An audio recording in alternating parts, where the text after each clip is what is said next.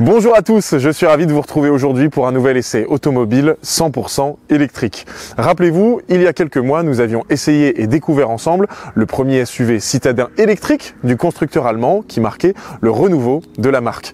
Aujourd'hui, nous avons la chance d'accueillir avec nous sa grande sœur, la Smart #3 dans sa finition la plus haut de gamme, la Brabus. Pour ne rien vous cacher, moi j'appréciais particulièrement la Smart #1, je la trouvais très sympathique esthétiquement et puis surtout au niveau de l'équipement et des finitions. Je suis donc très curieux de voir ce qui se cache derrière la Smart #3 en Brabus qui fait 428 chevaux. Ce sera l'occasion de voir ses avantages, ses défauts, de conclure à son sujet. Ça se passe sur la chaîne de BIV, expert en véhicules électriques et solutions de recharge.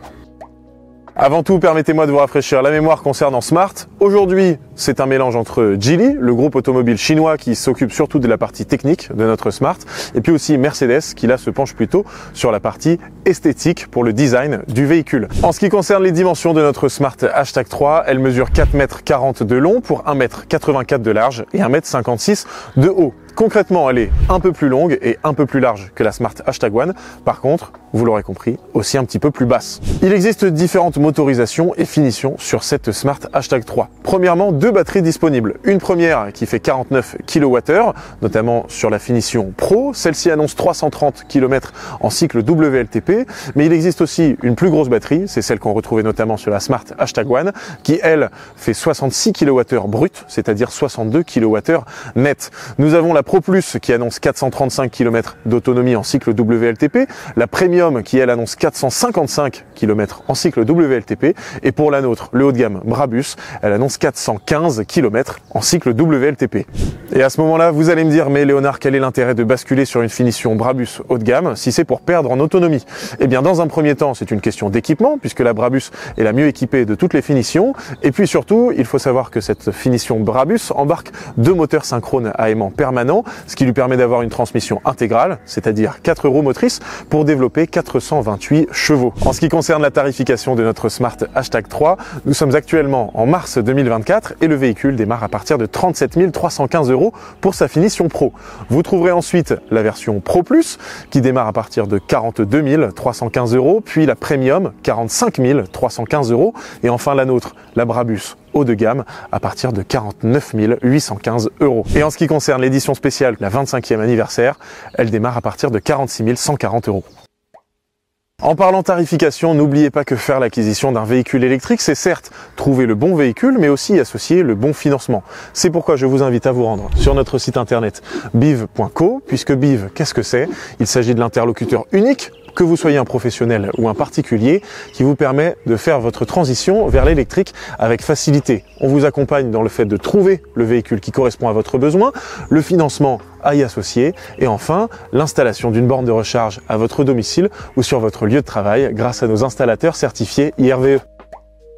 Smart reste fidèle au premier design de la Smart #1. Ici, on retrouve un look toujours aussi élégant, mais il faut l'admettre, un petit peu plus sportif. On le retrouve premièrement avec l'entrée d'air qu'on a au milieu, aussi sur les côtés. Notez que ce sont de vraies entrées d'air. On a nos feux Cyberk Spark LED Plus, rejoints par un bandeau lumineux. Et enfin, ce gros bouclier avant brandé Brabus, qui permet aussi de faire ressortir notre peinture métallisée orange photon. Un peu plus sportive, et ça se voit avec nos jantes 20 pouces, et puis aussi les étriers de frein rouges qu'on a juste derrière. On a des poignées affleurantes, et puis vous le voyez sur les tours de roue ainsi que sur les jupes, on a toujours cette sportivité assumée avec un branding Brabus. Nous sommes à l'arrière de notre Smart et vous le voyez, on distingue avec un petit peu plus de précision cette shape de SUV coupé. Ça laisse place d'ailleurs à un béquet ici qui lui donne toujours ce look sportif. On a notre troisième feu stop intégré dans le béquet et puis là, des empiècements latéraux sur les côtés. On a nos feux ici qui sont bien travaillés avec beaucoup de détails, rejoints par un bandeau lumineux. Lui est un petit peu plus large, hein. Et puis ici sur la partie inférieure, on a toujours ce gros bouclier brandé Brabus. Enfin, vous allez me dire, mais Léonard, je ne comprends pas comment je fais pour ouvrir le coffre de ma #3. Et bien, on va regarder ça en détail. Et justement, ce coffre, eh bien non, il n'y a pas de poignée, il n'y a même pas de bouton. Enfin, si, en réalité, il est caché dans le A de Smart. Alors, vous le voyez ici, j'ai un haillon électrique qui est réglable et qui laisse place à 370 litres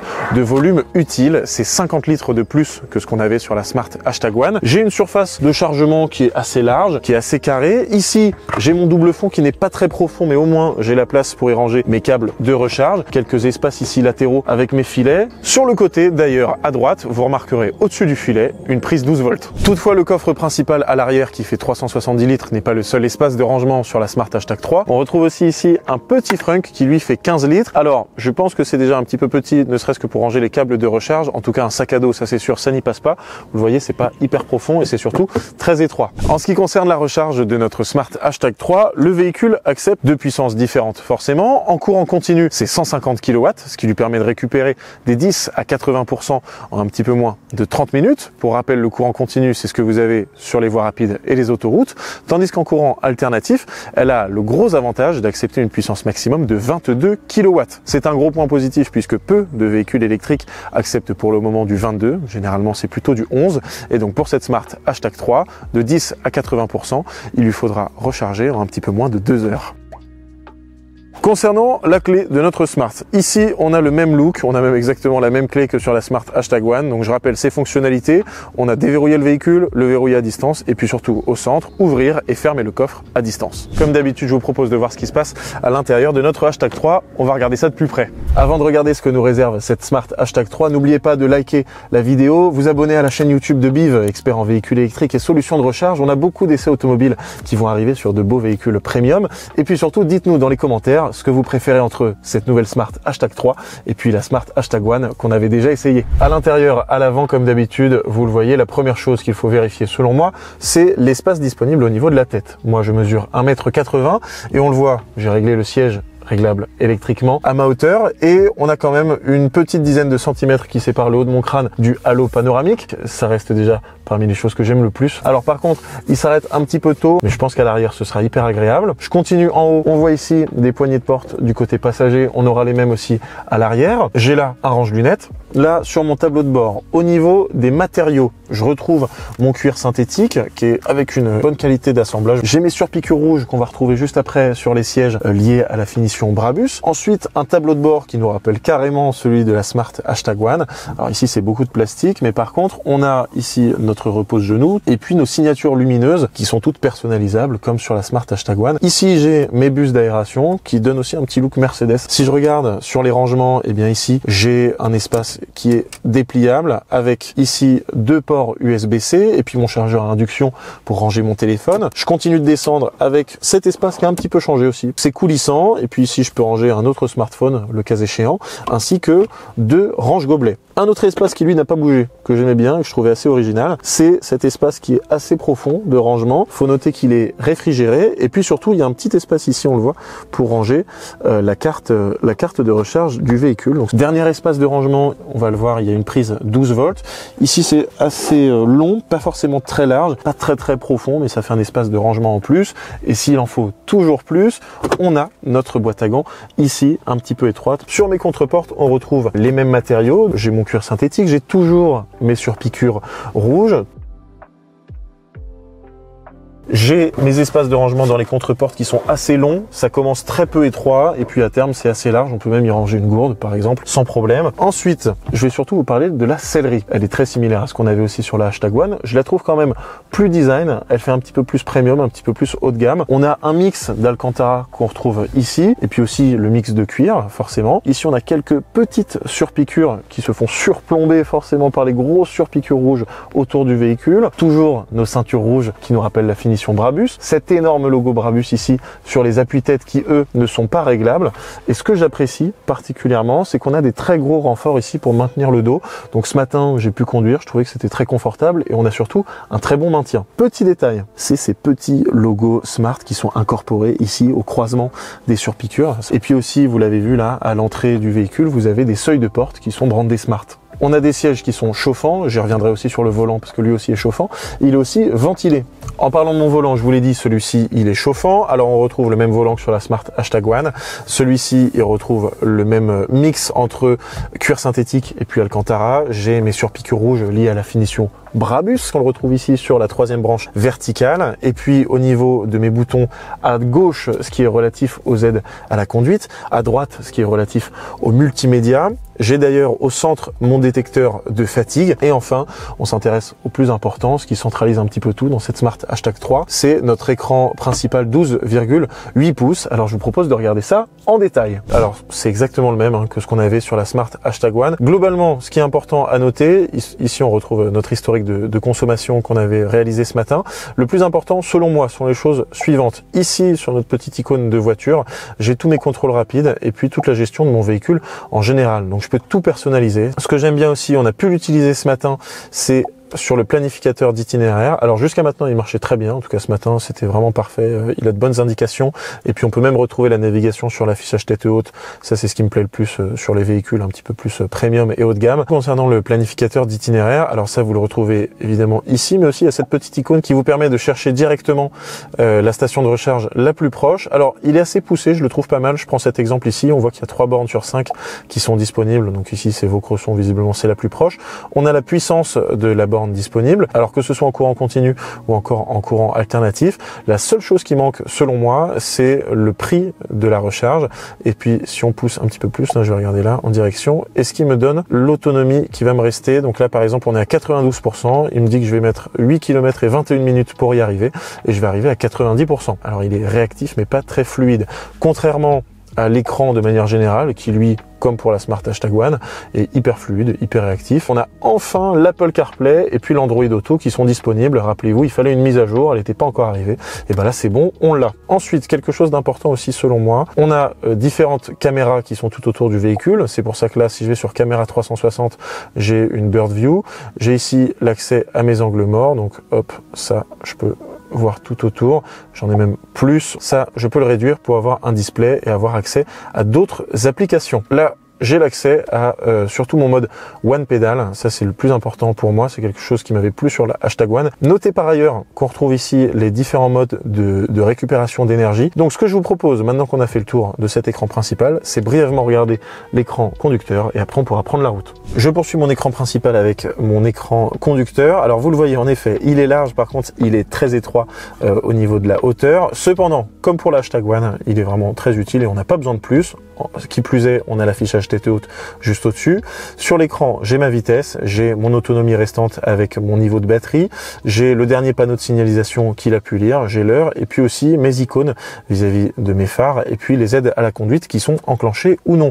On voit même que j'ai la température. On voit ici la distinction entre les piétons, les vélos, et puis aussi les autres usagers de la route. On parlait aussi tout à l'heure des boutons sur mon volant. Donc là, je regarde mon bouton trip que j'ai sur le côté droit de mon volant. Il me permet de voir déjà le compteur du véhicule et puis toutes les informations relatives à mon trajet. Ça, c'est notre trajet de ce matin. C'est aussi la consommation moyenne ici. On est à 20,9 kWh au 100 km. Donc là, j'ai plusieurs informations. C'est pratique lorsqu'on est en pleine route et qu'on n'a pas trop envie de commencer à regarder l'écran principal, ce qui peut être un peu dangereux en pleine route. Dernière chose que je voulais vous montrer en ce qui concerne l'affichage tête haute avant de partir prendre la route. Ici, vous le voyez, donc je l'ai réglé à ma hauteur. Ça, vous pouvez le faire dans les réglages. Ce que je voulais vous montrer, premièrement, j'ai accès à ma vitesse. Donc là, on est à l'arrêt. Ici, on arrive mal à le distinguer, mais il s'agit du dernier panneau de signalisation que le véhicule a lu.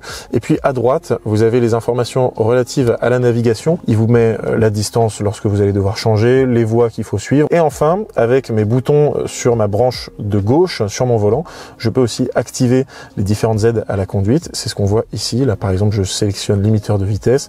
Ici, pareil. Et puis là, ça change encore.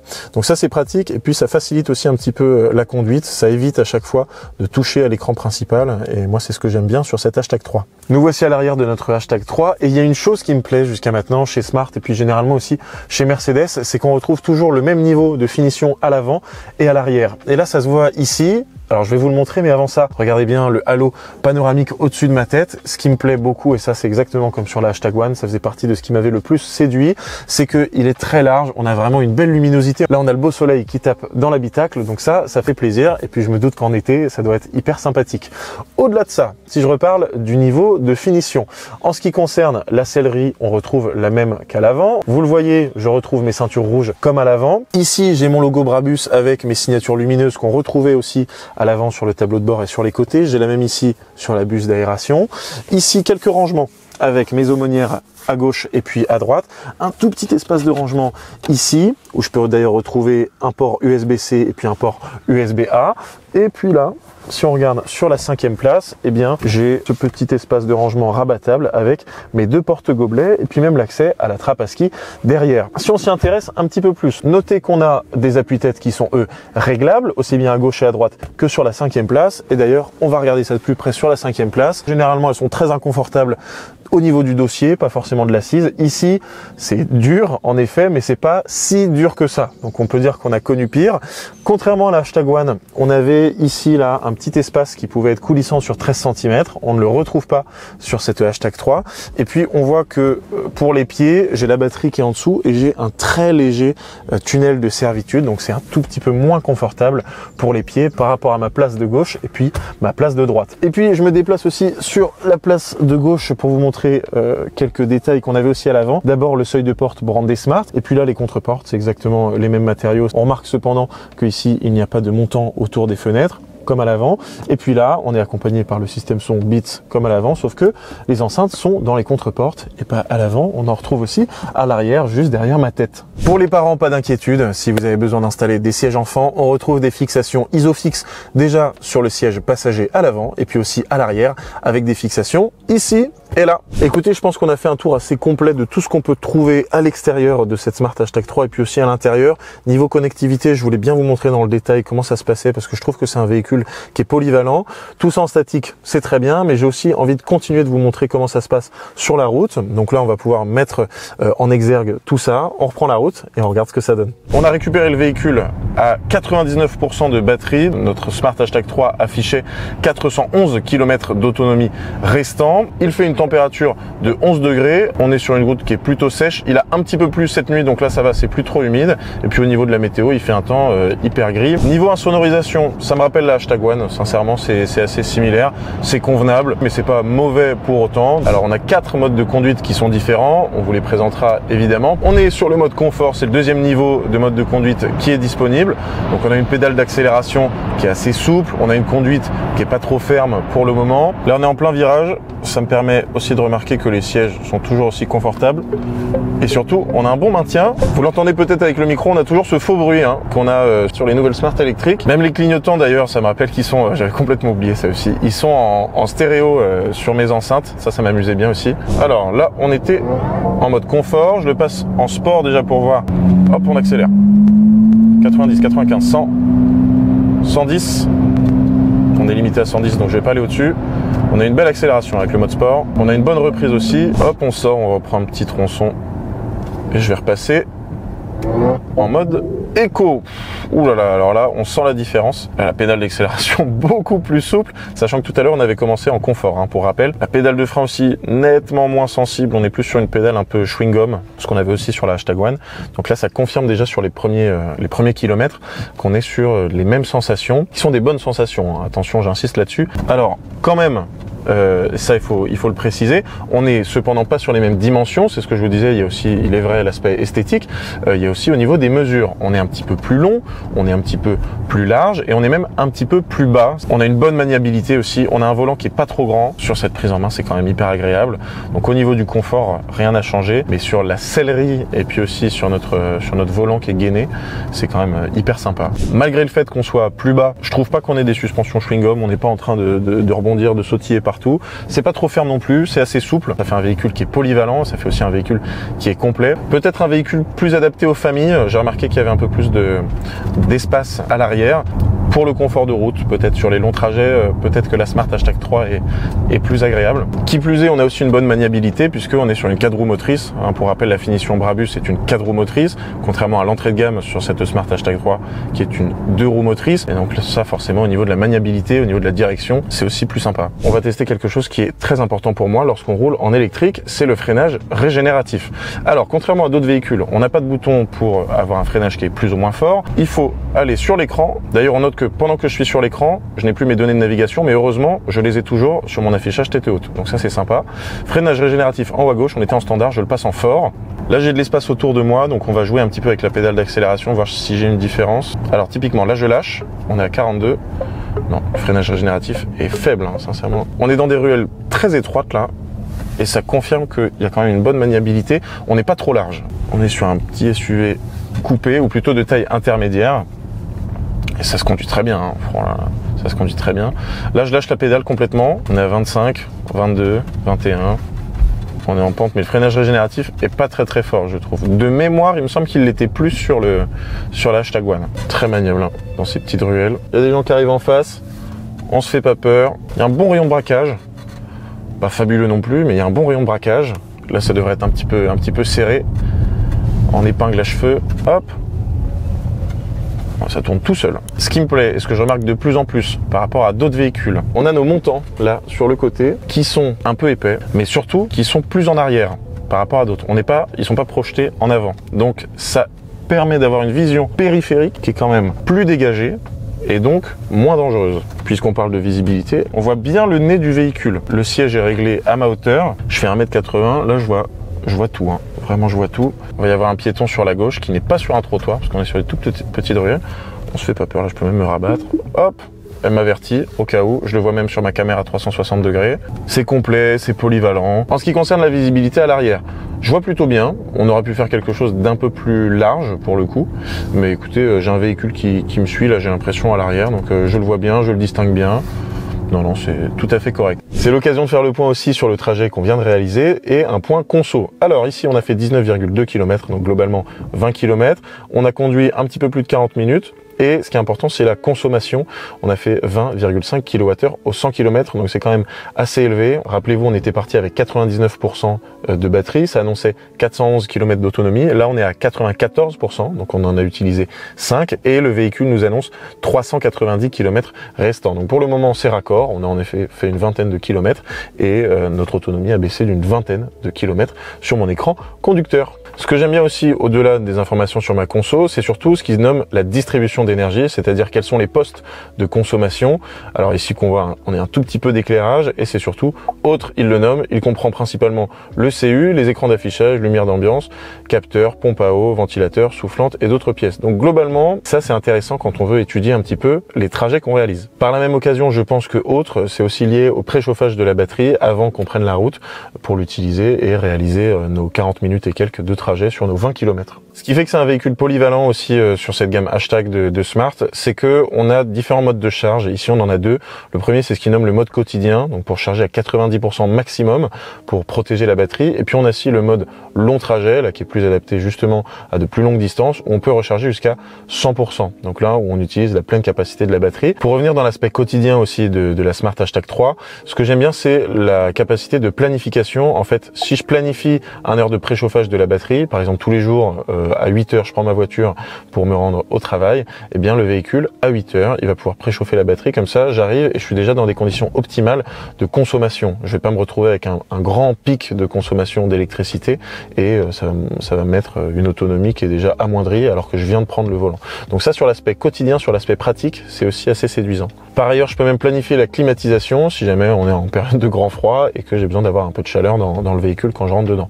Donc là-dessus, c'est quelque chose que j'aime bien aussi pour faciliter déjà la route de manière générale et puis aussi la conduite en véhicule électrique. Alors écoutez, on va reprendre la route pour vous donner quelques statistiques. Là, on est à 91% de batterie. Ma Hashtag 3, elle m'annonce 378 km restants. Il fait 13 degrés. La route est un petit peu mouillée puisqu'il a plu, donc ça va être un petit peu humide. Et niveau météo, c'est très changeant.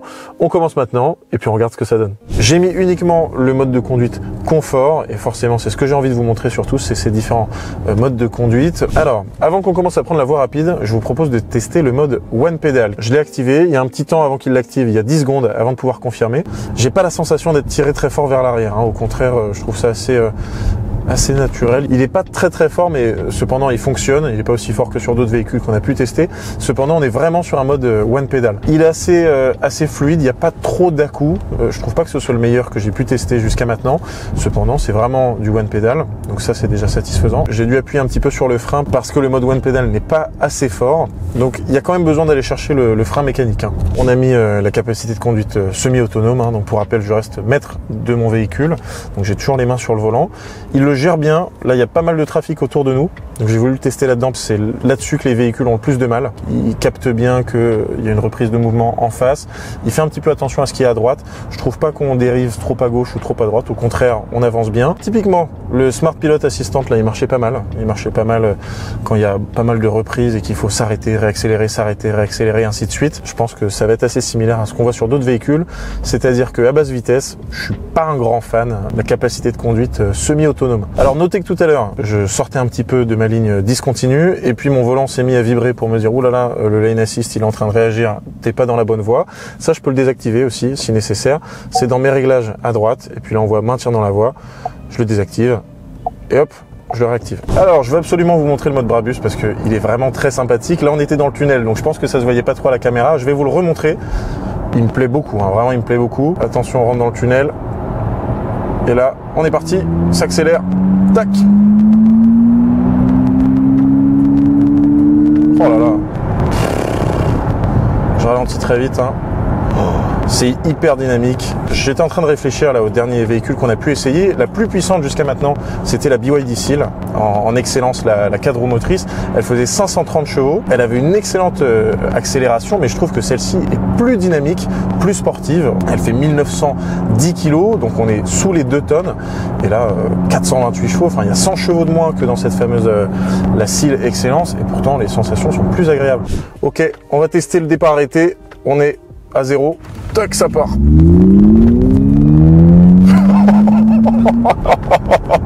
Écoutez, la moindre des choses qu'on puisse dire, ça c'est sûr et certain, c'est que le mode Brabus, il est on ne peut plus efficace. Il est vraiment hyper impressionnant, hein. La voiture, elle abat le 0 à 100 en 3,7 secondes. Il n'y a aucun doute là-dessus.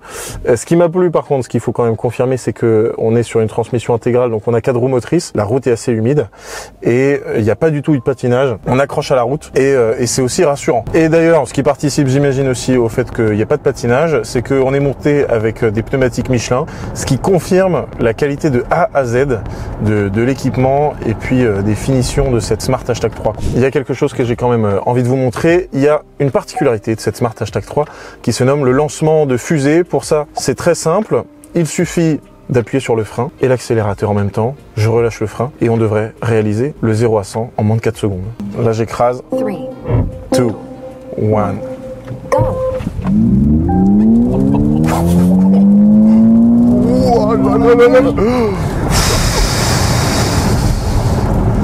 Alors là, le lancement de fusée, j'en ai vu des choses, hein, mais alors ça, waouh, la vache.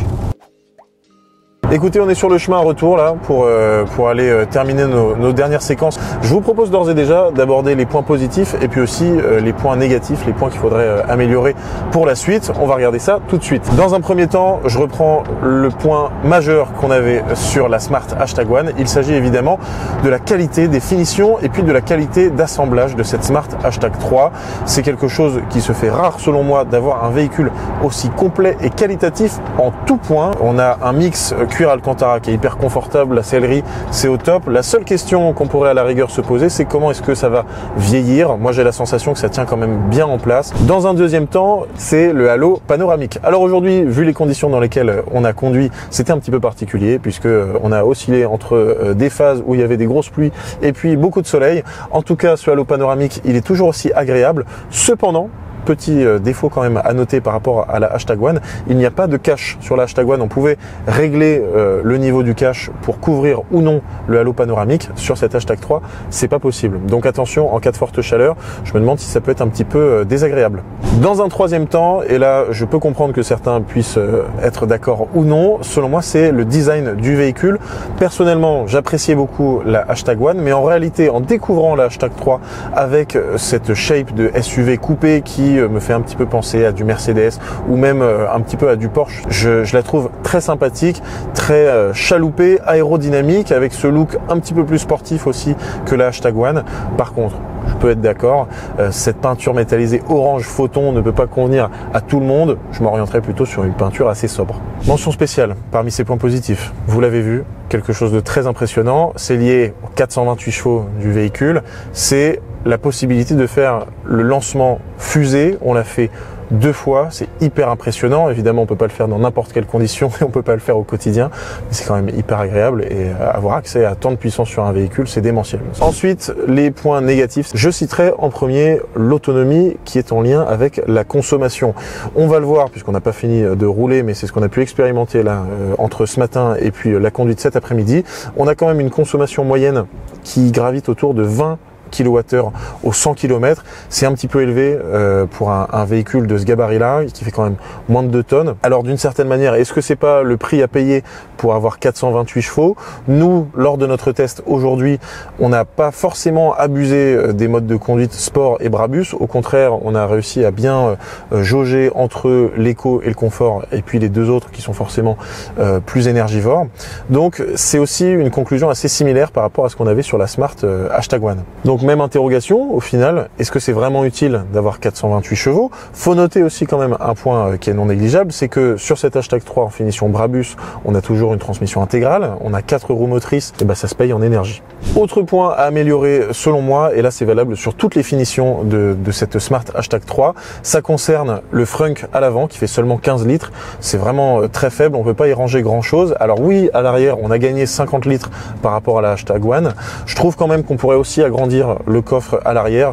Je prends l'exemple d'une Megane E-Tech qui est quand même plus compacte qu'une #1 et on a déjà 440 litres de coffre. Je prends l'exemple de Tesla, même sur leur véhicule dual motor, ils arrivent à avoir un frunk qui fait autour des 100 litres. Je vous propose de conclure dès maintenant. Déjà niveau consommation, on a fait exactement 95,4 et là ça augmente encore 95 km. Là je vois une consommation moyenne à 20,4 kWh au 100 km.